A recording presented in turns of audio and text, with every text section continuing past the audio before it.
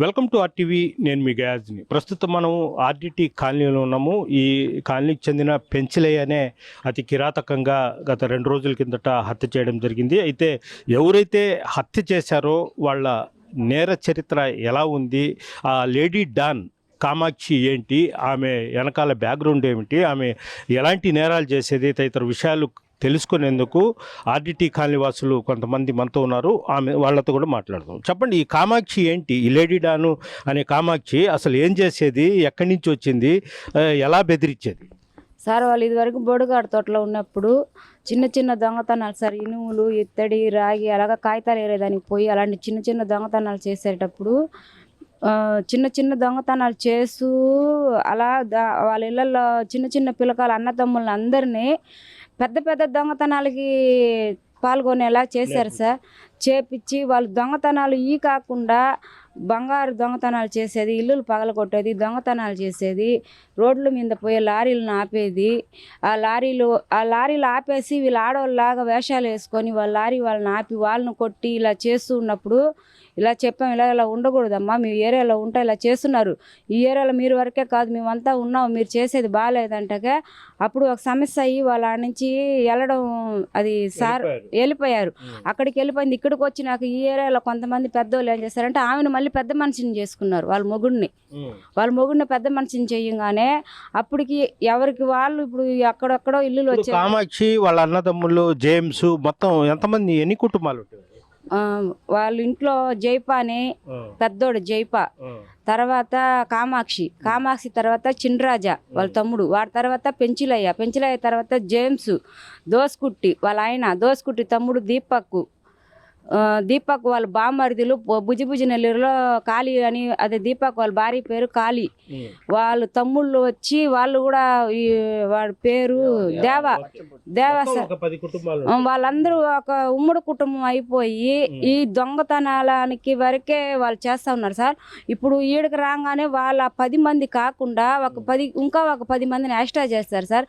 చిన్న చిన్న పిల్లకాయలనే వాళ్ళ చేతికి ఇచ్చి వాళ్ళని అమ్మమనేది. ఇప్పుడు ఎవరైనా కామాక్షి చేపిస్తుంది సార్. వాళ్ళ ఇళ్లలోనే బంగాగులు పెట్టుకొని, ఈ చివరిలో కూడా ఒక ఇల్లు ఉంది సార్, ఆ ఇంట్లో కూడా అలాగే ఉంచున్నారు. మేము ఇదివరకు ఆ ఇంట్లో ఏముంది ఏంది అనేసి ఇక్కడ ఒక సీసీ కెమెరా పెట్టుకున్నాం.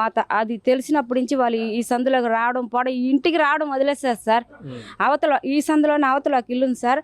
ఆ ఇంటికాడ కూడా మా పిల్లకాయలు వీళ్ళు ఏం చేస్తారు అంటే, ఇప్పుడు మీ ఉన్న ఈదులో ఇలా చేస్తేకే మాకే కదా చెడ్డ పేరని మా పిల్లకాయలు ఆ ఈదులో కూడా ఒక సీసీ కెమెరా పెట్టుకున్నారు సార్. ఆ ఈదులో ఒక సిపిఎం పార్టీ పిల్లాడు ఉన్నారు సార్, అక్కడ పెట్టుకున్నాడు. కానీ వాళ్ళకి అది పెట్టినారని తెలిసినప్పటి నుంచి వాళ్ళు రావడం లేదు అసలు. ఆ ఇంటికి పోవడం రావడం, ఆ ఇల్లు తాళం వేసేసి వదిలేసుకున్నారు. ఇక్కడతో వదిలేసుకున్నారు అనేసి ఇక్కడ వదిలేసి వాళ్ళ పైబిట్లో ఎంతమంది వాళ్ళు చుట్టాలు ఇల్లులు ఉన్నాయో వాళ్ళ ఇళ్ళల్లో వాళ్ళని కొట్టి తరిమేసి, వాళ్ళ చుట్టాలనే కొట్టి తరిమేసి వాళ్ళ ఇల్లు తీసేసుకొని ఆ ఇల్లుల్లో వీళ్ళు నివాసం ఉంటూ వీళ్ళందరూ ఒకే దగ్గర ఉంటూ మొత్తం ఈ దీపక్ వాళ్ళు, అది కామాక్షి మొగుడు తమ్ముడు, ఈ కామాక్షి తమ్ముళ్ళు వీళ్ళందరూ కలిసి ఇంకా ఒక 10 మంది ఆడపిల్లకాయలను పోగేసుకొని వాళ్ళకి అందరికీ తాగుడు పోపియడము, వాళ్ళని తీసుకొని పోయి కాగితాలు ఏరేదానికి తీసుకొని పోయి వాళ్ళు కాగితాలు ఏర్పించి వాళ్ళకి మంచి తాగుడు పోపించి వాళ్ళు ఏ ఇల్లు పడితే ఆ ఇంట్లో దొంగతనాలు చేపించేది. ఈ తీసుకొని వచ్చిన కాగితాలను కూడా ఆమె కొంటుంది. కామాక్షి ఇటీవల ఒక మర్డర్ కూడా ఒక అతన్ని చంపేశారంటారు, ఏంటి అది? ఆ అబ్బాయి, అదే సార్ నేను చెప్పొస్తున్నాను. ఆమె అలాగే పెట్టుకొని ఉంటే ఆ అబ్బాయి ఒక 7-8 సంవత్సరాల కిందట ఇలాగ ఊరికే కేసులకి పోలీస్ స్టేషన్ తిరుగుతున్నాడు అనేసి వాళ్ళ భార్య వాడిని వద్దనుకొని వదిలేసింది. వాళ్ళ భార్యకి 3 పిల్లలు, వడివేలు అనే అబ్బాయికి 3 పిల్లల్ని తీసేసుకొని ఆ అమ్మాయి వెళ్ళిపోయింది. ఆ అమ్మాయి వెళ్ళిపోయాడు 7-8 సంవత్సరాలు అవుతుంది. ఈ 7-8 సంవత్సరాలు వీడు పిల్లం లేకుండా గాల్లో తిరుగుతూ ఉంటే వీళ్ళే పెట్టుకొని వాడు యాడికి పోయినా సరే వీళ్ళు వదలరు సార్. వడివేలు మీద కేసులు ఉన్నాయి. వాడు మంచి దొంగ అంటే చిన్న దొంగ కాదు సార్, వాడు మొత్తం బంగారు కేసు దొంగలే. వాడి మీద కేసులు ఉన్నాయి, వాడి మీద ఉన్నాయి సార్. వాడిని వీళ్ళు పెట్టుకొని ఇక్కడ ఉన్న ఆడవాళ్ళు 10 మందిని వాడి బండిలో పంపించి మీరు సీసీ కెమెరాలు టౌన్లో ఉంటుంది, వాళ్ళు ఏ టయానికి వెళ్తారు వస్తారు కావాలంటే చెక్ చేయండి సార్. 10 మందిని వాడి బండిలో ఎక్కించి వాళ్ళందరూ సంపార్చుకొచ్చిన సరుకుని ఆ కాగితాలని దొంగతనాలు చేసి అది ఏం తెస్తారో ఏందో నైట్కి నైటే పగల కొట్టేసేది, కోసేది చేసి అమ్మేసి అది ₹1,00,000 వస్తే వీళ్ళకి ₹2 ఇస్తారు. వాళ్ళు తాగుడికి బానిస అయిపోతున్నారు. వాళ్ళకి ₹2 ఇచ్చేది, మిగతా డబ్బులు వీళ్ళు తినేది. అలాగా ఇప్పుడు నువ్వు వచ్చావు కదా దొంగతనానికి, నువ్వు నా దగ్గర నుంచి వెళ్ళిపోకూడదు. అలా చెప్తా ఉంటే ఈడు ఏంది 7-8 సంవత్సరాల నుంచి పెళ్ళం లేకుండా ఉన్నాడు. ఒక అమ్మాయి మధ్యలో వాడిని కలిసింది, దగ్గర ఒక 2 నెలలు ఏమో అవుతుంది. ఒక నెల అంతా వాళ్ళు వెళ్ళిపోయి ఏడో బయట ఊర్లో ఉన్నారండి సార్. వాళ్ళు కాగితాలు వేరేవారు కదా, అక్కడక్కడ ఏదో చెట్ల కింద బతికిపోదామని వెళ్ళిపోయాడు.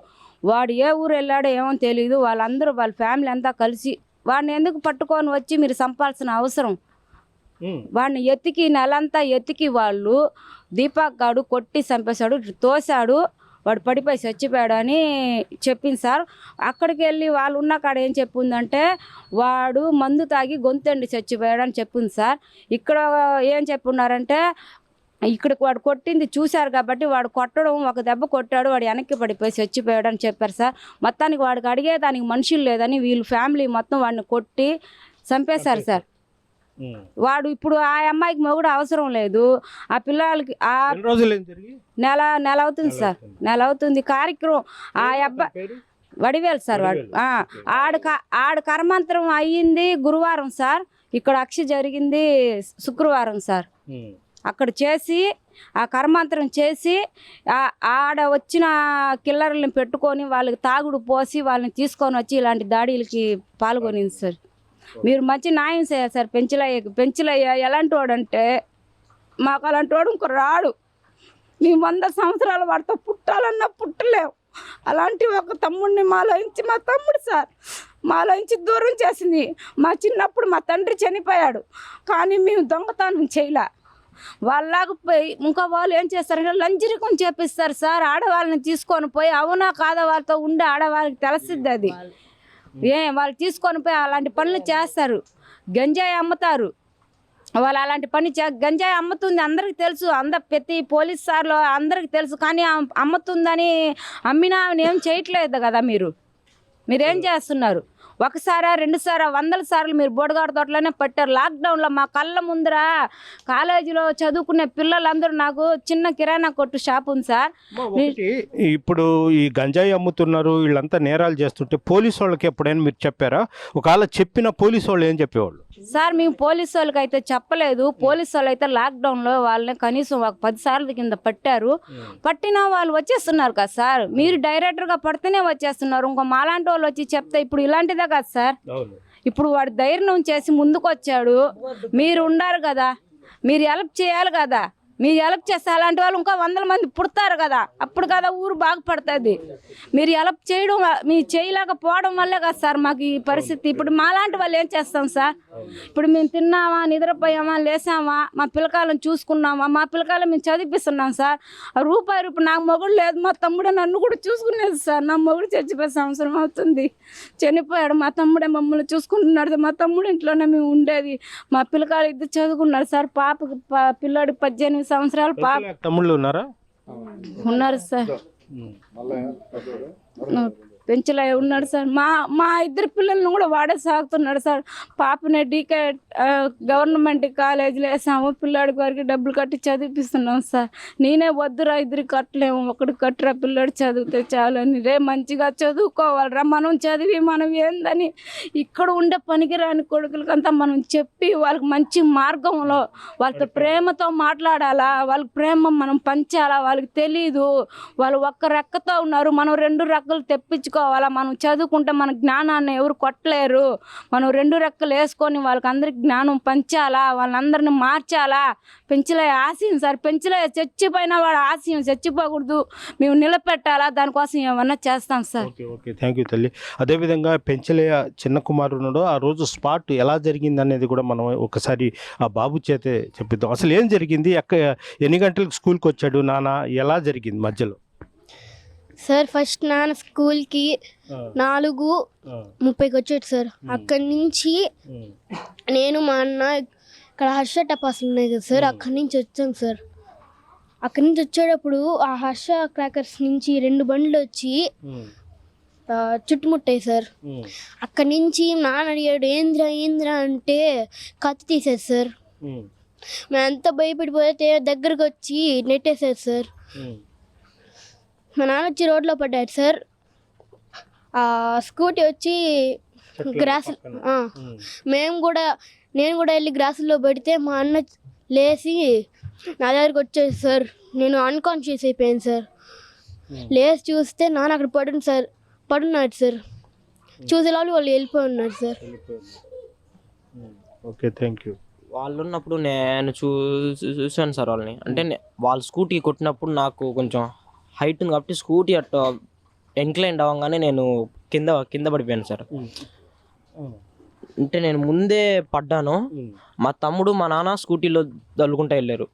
ఇంకా మా నాన్న మా తమ్ముడిని ఏమో స్కూటీ నుంచి పక్కగా జరిపేసి ఇంకా గడ్డిలో తోసేడేమో. నాకు కొంతసేపు మొత్తం అంతా ట్రాన్స్లోకి వెళ్ళిపోయింది. మొత్తం ట్రాన్స్లోకి వెళ్ళిపోయింది. ఇంకా నేను ఆ మత్తులోనే పైకి లేసి మా తమ్ముడి దగ్గరికి వెళ్ళాను సార్. నేను ఫస్ట్ వాడికి ఏమైనా అయిందని చూశాను. వాడికేం కావాలా లైలా కొంతసేపు. తర్వాత తట్టి పైకి లేపాను.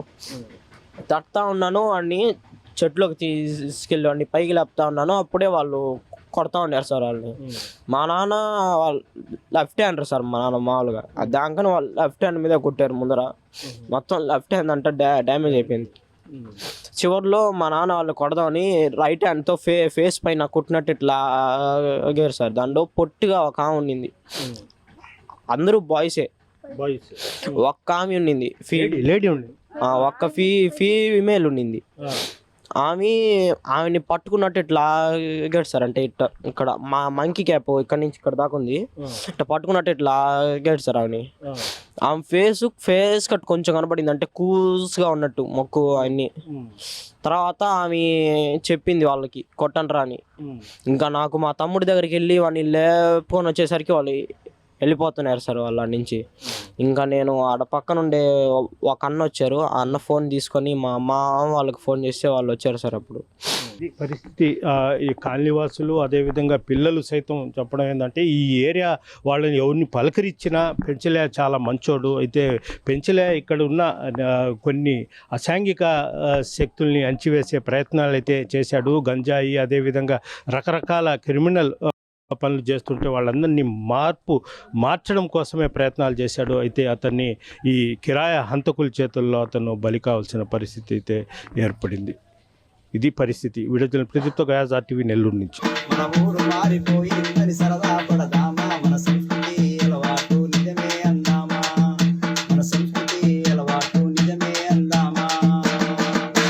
వేప పుల్ల పోయి పాడు బ్రష్ నోటికొచ్చే, మన వేప పుల్ల పోయి పాడు బ్రష్ నోటికొచ్చే, మన సత్తి గోవ పోయి హోటల్ టిఫినీలొచ్చాయి, మన ఊరగాయ ఉసిరికాయ పారిపోయినాయి, వాడి కంపెనీ పచ్చళ్ళు ముందుకొచ్చినాయి, మన ఊరు మారిపోయి సరదా పడదామా, మన సంస్కృతి అలవాటు నిజమే అందామా, మన సంస్కృతి అలవాటు నిజమే అందామా. మన ఈత కళ్ళు తాటి కళ్ళు ఎత్తుకపోయినారు, వాడు చీపులికరు సీసాలు పట్టుకొచ్చినాడు, మన ఈత కళ్ళు తాటి కళ్ళు ఎత్తుకపోయినారు, వాడు చీపులికరు సీసాలు పట్టుకొచ్చినారు, గుట్కాకై నీ జరదా పాను పరాగొచ్చి, గుట్కాకై నీ జరదా పాను పరాగొచ్చి, మన ఒళ్ళు పుచ్చిపోయి ఇల్లు గురువన్న చేస్తాయి, మన ఊరు మారిపోయిందని సరదా పడదామా, మన సంస్కృతి అలవాటు నిజమే అందామా, మన సంస్కృతి అలవాటు నిజమే అందామా. మన రాగంబలి గంటి జావ వంటమానినారు, మన రాగంబలి గంటి జావ వంటమానినారు, మన కందిపప్పు తర్వాని తరిమి కొట్టినారు, మన కందిపప్పు తర్వాని తరిమి కొట్టినారు, చికెన్ బిర్యానీలు మనము మరిగినాము, చికెన్ బిర్యానీలు మనము మరిగినాము,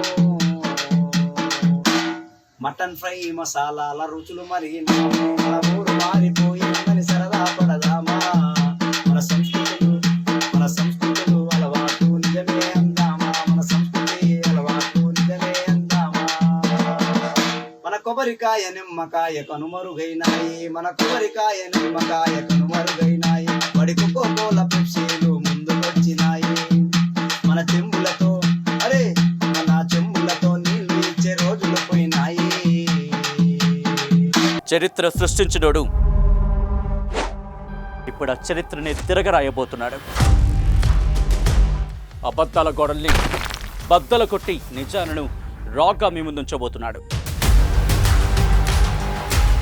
నిజమైన వార్తల కోసం వెంటనే డౌన్లోడ్ చేసుకోండి రా యాప్ని.